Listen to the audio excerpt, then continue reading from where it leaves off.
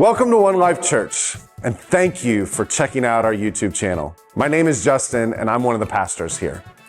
We are a group of people committed to bringing the kingdom of Jesus to earth, one life at a time through intentional relationships.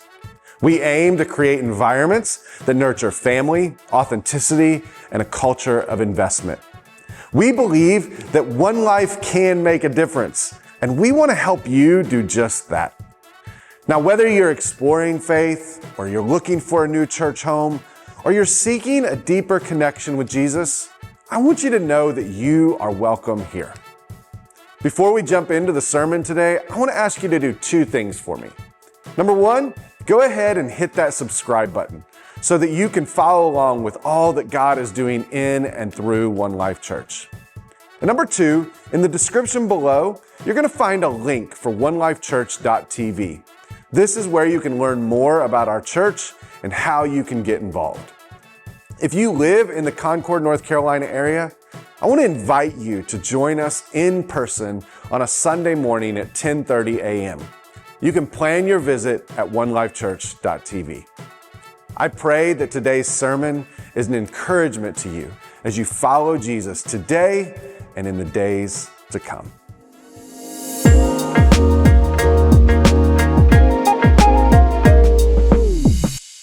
Before. And I actually preached this sermon before. The kingdom truth of God is always present right where we are. And so I was like, well, I'm just going to use the stuff I didn't get to use last time and it'll be super easy. No worries.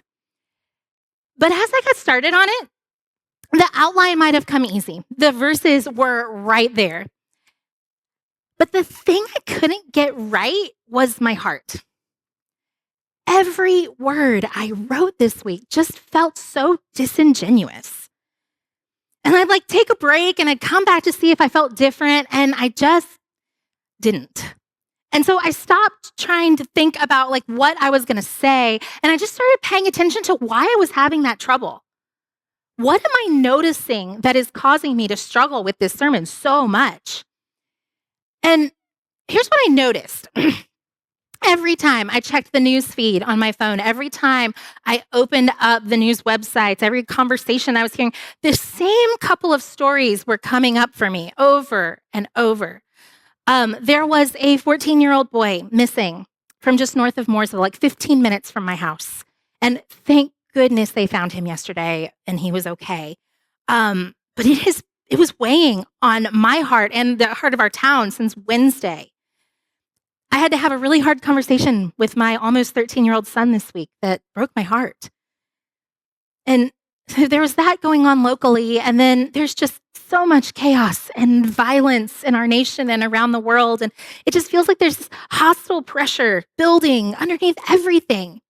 And my husband Paul's cousin is a social worker in Minneapolis, and I've been really worried about her and kind of keeping an eye on her newsfeed of is she okay? What's going on? What is she seeing? And so I was kind of dealing with those. And in the midst of this fear and pain and horror, there was a story, and I'm sure you have heard it. If not, there were these 19 Buddhist monks that were, and their really super cute little dog, that were marching from Fort Worth, Texas to DC on foot, in the name of peace.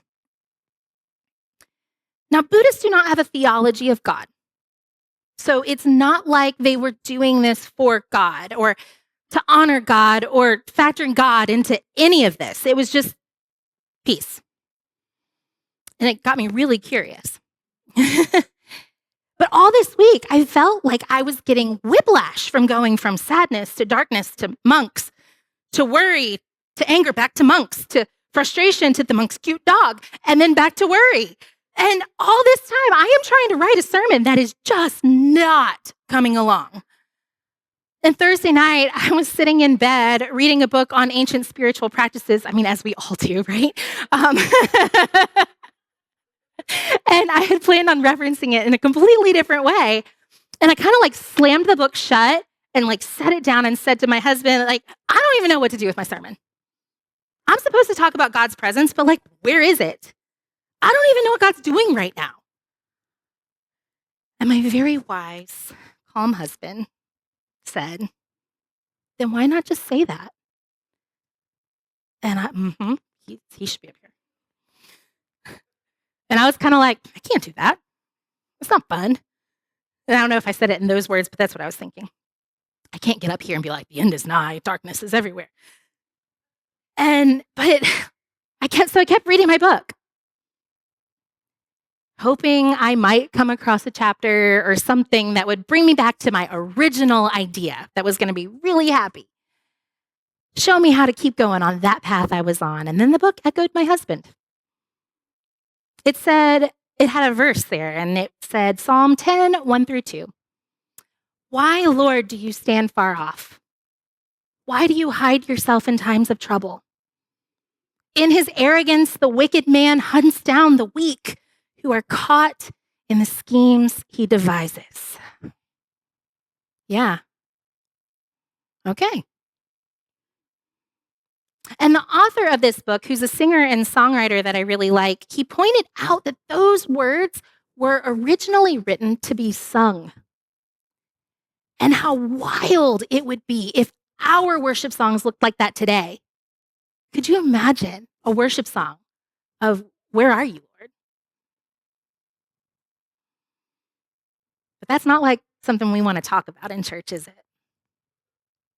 It is so much easier to write a sermon about how God is present at home, at work, at worship, and in the quiet, because those were my original points. It's easier to say that than to say, God, why are you hiding from us? Where are you? But I also know that this is true. Psalm 46, 1-2. God is our refuge and strength, an ever-present help in trouble. Therefore, we will not fear, though the earth give way and the mountains fall into the heart of the sea.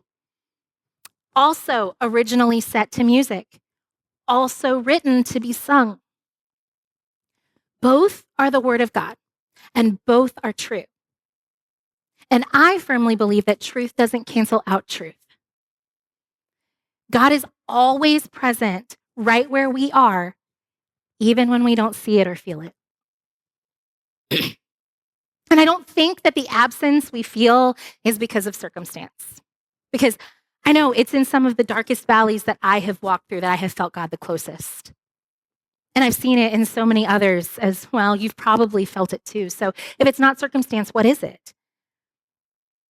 Well, for me, in the late hours of Thursday night, I realized that for me, it's because I wasn't paying very good attention.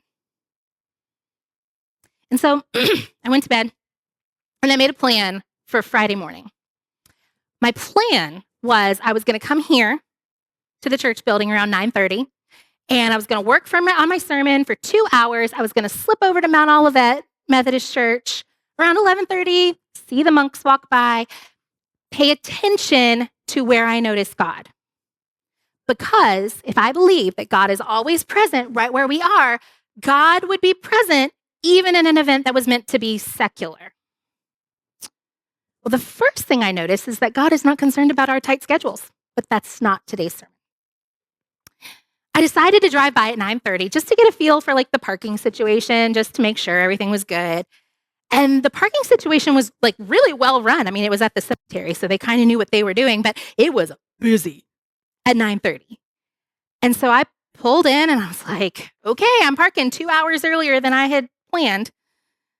And before I got out of my car, I prayed. I said, God is always present right where we are. God, help me pay attention to why I got here 2 hours early.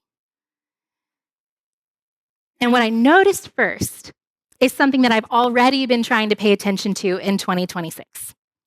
Place. That is my word for the year, place. And this idea that God is present in our places. We live our lives with 1 foot in the physical and 1 foot in the virtual. And it can become really easy when you're kind of splitting your life like that to kind of feel a little bit untethered. And I was noticing that I was starting to feel that way a bit. So This year, I really want to work on spending time in real places with real people and get my grounding back a bit. And so on this freezing, sunny Friday morning, I was standing by a cemetery in front of a church with strangers waiting to see these Buddhist monks who were traveling on foot from Texas to DC. And in that moment, I thought about Jesus. And I thought about how Jesus walked from place to place and how large crowds followed Jesus wherever he went and how his feet probably hurt. He didn't always have a place to lay his head. He walked into cities that weren't familiar with him or friendly to him. Remember that book I was reading? It had a great quote in it that I was already planning on using, and it fits right here. The author, Andrew Asenga, says, Jesus could have stayed in the ether, but he came to earth, to this place, to be with us. I love that the story of his life is so full of detail. He invested himself in location. He was born in a barn in Bethlehem. He had to flee and become a refugee in Egypt before being raised as a carpenter in Nazareth, a small town in the region of Galilee. He invested himself in location. Jesus did not minister through letters. Jesus didn't have a media team or a brand. Jesus walked. And he walked into people's places, into their homes, into their lives. And Jesus did it intentionally with a single-minded purpose. And his purpose was this in Luke 4:18 through 19. He says, "The Spirit of the Lord is on me because he has anointed me to proclaim good news to the poor. He sent me to proclaim freedom for the prisoners and recovery of sight for the blind, to set the oppressed free, to proclaim the year of the Lord's favor." In every city, in every home, to every person, that was his purpose. And it never changed. He never wavered, even to the point of the cross where he once and for all set us free from the oppression of sin. And if God is always present with us still, then that means he is doing the same thing in our places too. The locations in which we spend our time. We just have to watch and listen because God is present when we listen. So back to Friday, we're standing on the side of the road with a few hours to kill. Jen Petty and Kayla Uphoff got there, and we had time just to talk and listen to the stories of the people around us. And in our little section, it was kind of wild how it happened. It was a former coworker of mine from when I was teaching in Kannapolis, and she had actually had a stroke on Monday. And I was kind of worried about her and paying attention, and then she just shows up right where I was. And so we were able to talk about life and church, and her son was there, and her son was an Army vet, and we talked to him for a while. And then we had this, Jen corrected me because I said what he did wrong in the first service because it was real complicated, but it was like a leadership development for sales and finance in Davidson. I don't know. He had a really fancy coat. And he called me cool, so that's all I know. He was really nice. There was this free spirit grandma who had lived all over the country and had moved here to be near her grandchildren. On the right side, there were 3 deaf women who only used ASL to communicate. And I knew, good morning. And but I just kept hearing the same things from the people who would come up and talk and all the people around us. It was the same couple of things over and over. I am so tired of all the fighting. I just want to experience peace. And the most convicting one I heard, the Christians should be the ones out there, but they're not. And the listening continued as I separated from our group to walk down the hill a little bit to a group of men and women in pastor clothes. You know what I mean? They were in the robes and the collars and stuff. Because Okay, for those of you that are sports people, like, when you see somebody with like a hat of the team you like and you're like, go Tigers or yay Bears or, the things that people say. And I'm that way when I see a lady in a collar because I'm like, hey, we're pastors, guess what? So I definitely told Jen, I was like, I'm going to go say hello. Don't be weird, Carrie. Don't be weird. And then I walked down the hill and I was like, hey guys. And it was really fun because it was some men and women from churches all around our area. And we just kind of got to talking about what we were thinking as pastors watching all of this. And, they were kind of saying some of the similar things. They said, the division that we're seeing in our churches is devastating.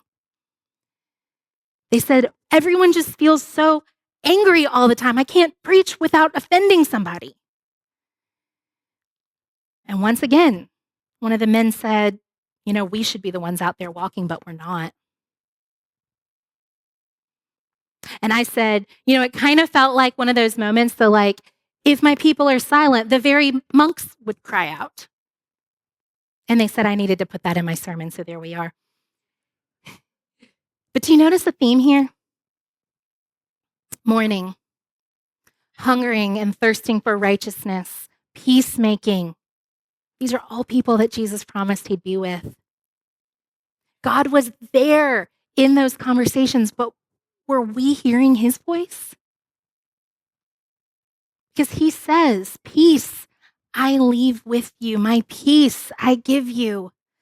I do not give to you as the world gives.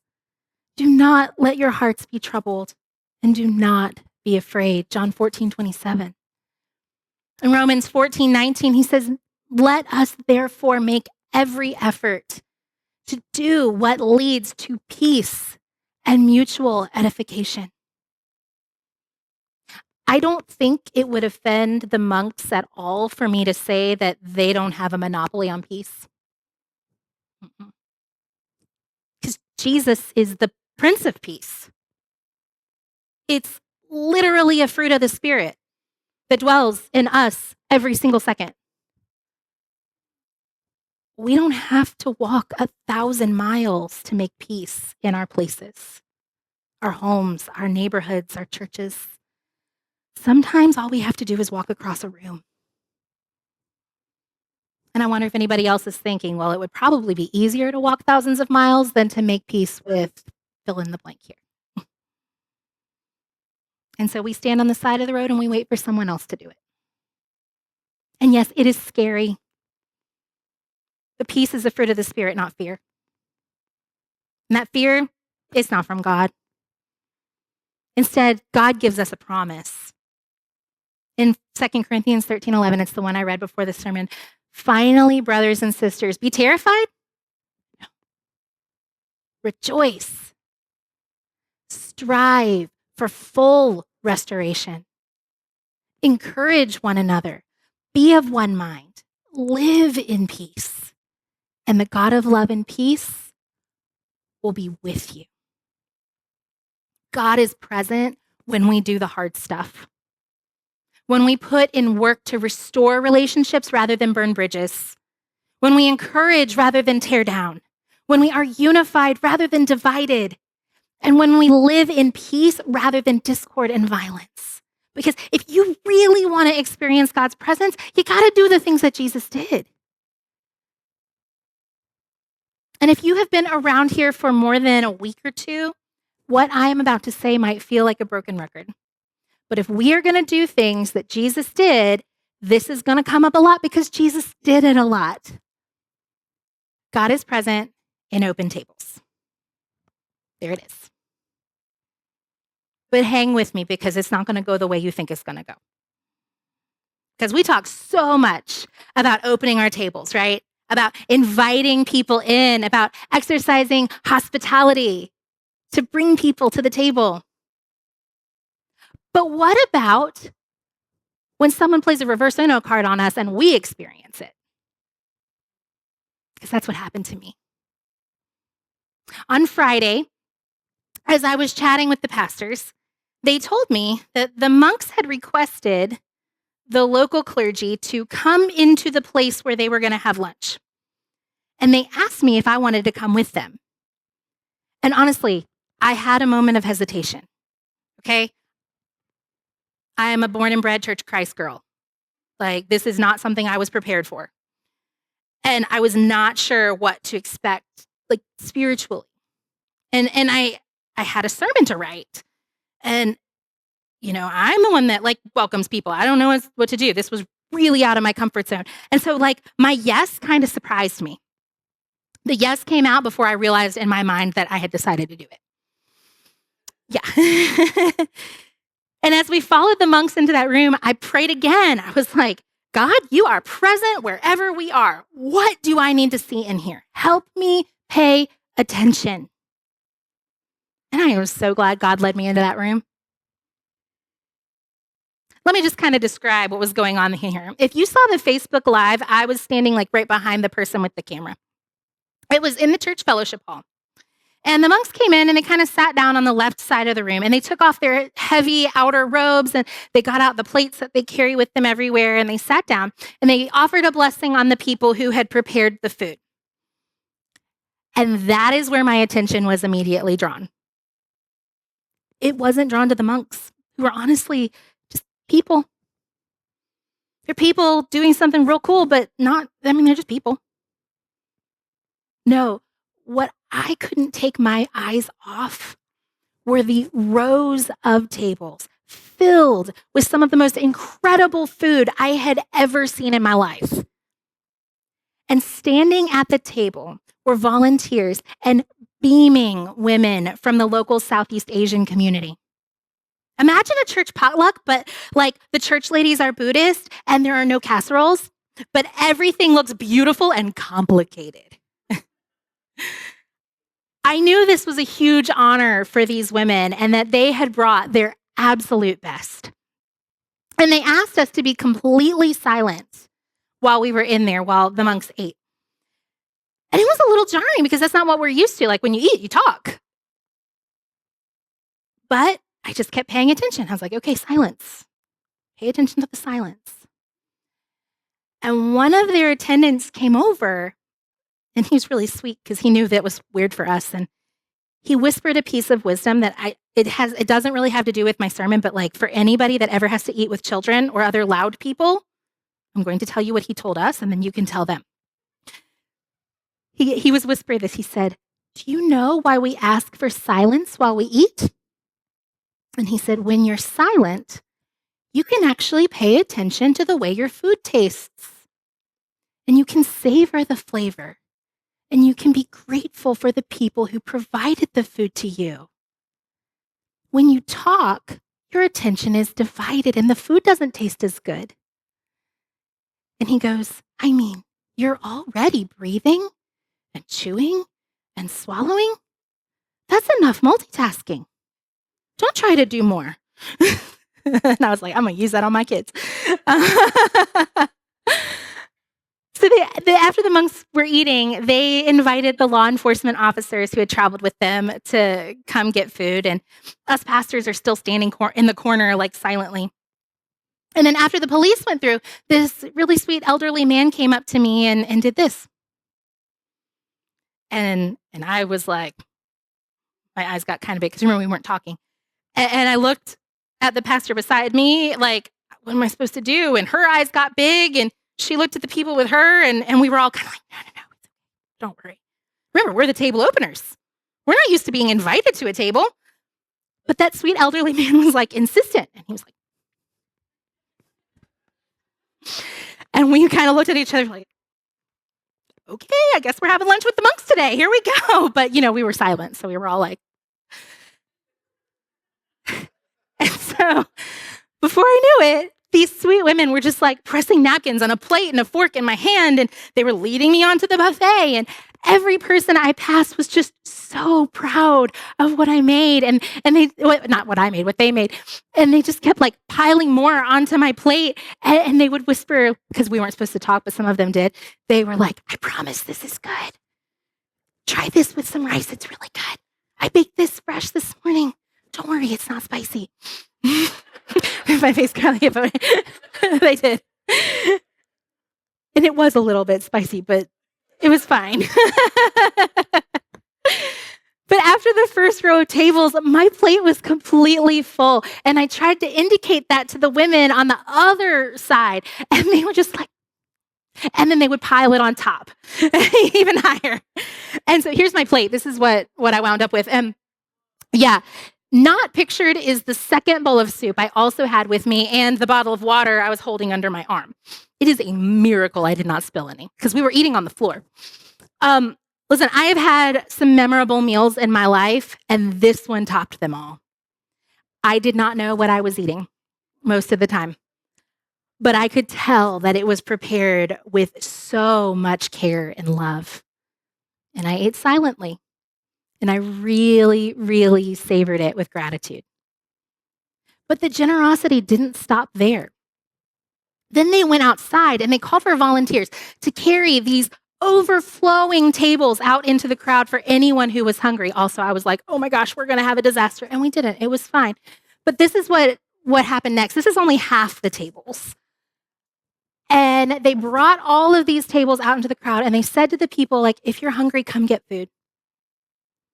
And there on the cold January Friday afternoon, Christians and Buddhists, non-believers and skeptics, financial advisor people and impoverished, conservative, liberals, somewhere in between, different cultures and races, we all gathered on the lawn of a Methodist church and were invited to a community meal by Buddhist monks who came out and challenged the crowd to become people of peace. And there was God again, challenging me to shut my mouth and open my eyes and ears. Notice how hundreds, if not 1,000 people had just stood in the cold for 5 hours in search of peace. Notice how if a table is opened, people are going to join it. Notice what brings people together rather than what divides them. Notice how the thing that people are looking for is something that we know is a promised gift of the Holy Spirit.